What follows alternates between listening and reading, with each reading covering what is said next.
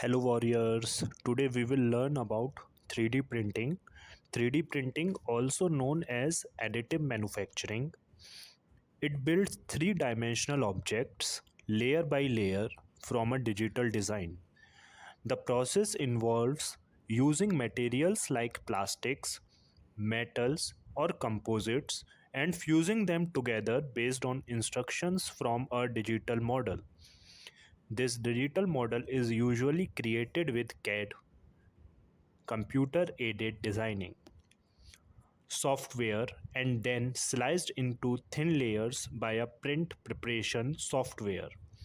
3D printers are used in prototyping and design, manufacturing, consumer products, medical applications, and so on. Thank you.